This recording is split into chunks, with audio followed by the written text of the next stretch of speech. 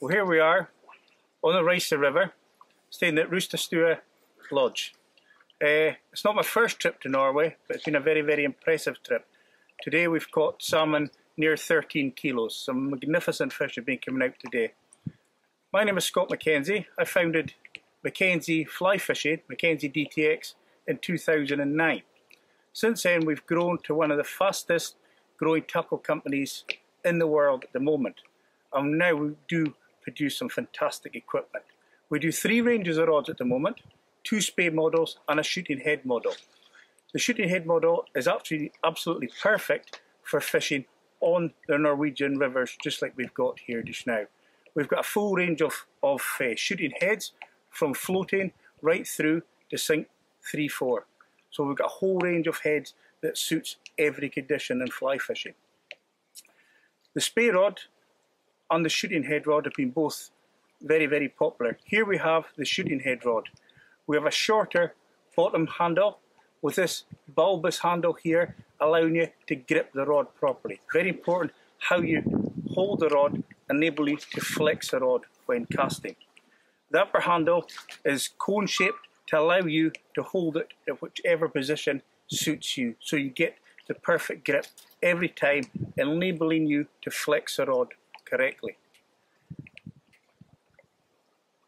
We also do a range of spey lines, both in a shortish length of 56 foot, and we also do a 64 foot spey line, enabling casters to get that wee bit longer line, lifting a little bit more line off the water, so you're not maybe having to shoot some line, or if you really want to throw it a long way, you can lift a little bit more and still be able to shoot a long distance as well. Especially for summertime fishing, maybe with a poly leader on the end, it's ideal for getting distance. Multi-tip lines come with 4 heads: floater, intermediate, sink 3-4 and sink 7-8, allowing you again to fish at different depths, adapting to conditions very quickly on a loop-to-loop system. Same as the shooting heads. All our shooting heads are very different to shooting heads on the market. They are slightly longer, with the floater being at 13.5 meters. This extra length, we think, enables you to get a better anchor point placement every time. The deeper you go, the shorter the heads get. Going down to our sink 2-3 and sink 3-4, we drop down to 12.5 meters, in the equivalent of our 10-11 line, which is our 44 gram head. I say 44 gram, that might seem heavy to a lot of people, but our lines, like I said earlier, are different. They are weighted differently to most other heads. It's not just the weight of the line that matters, it's where that line is put. The weight is put on the line that makes a difference. With all shooting heads, they're back weighted. When you've got a little bit of overhang there, off the rod tip, enabling you to cast and the weight goes out, making it very, very easy to cast. The problem is with a lot of shooting heads on the market, this back weight makes them very unstable in flight, so they go out and don't really turn over that great, and they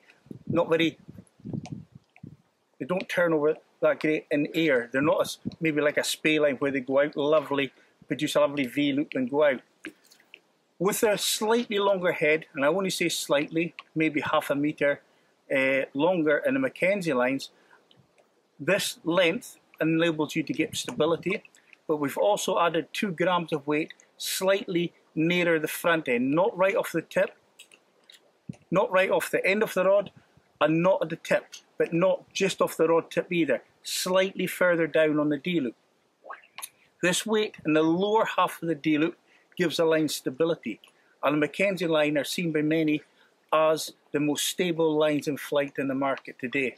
If your line is stable in flight, it goes out further, presentation is better, your turnover is better, everything that you want must help to gain you more takes. If your fly lands the way you want it, beautifully in the water quietly, then it has to be a good thing.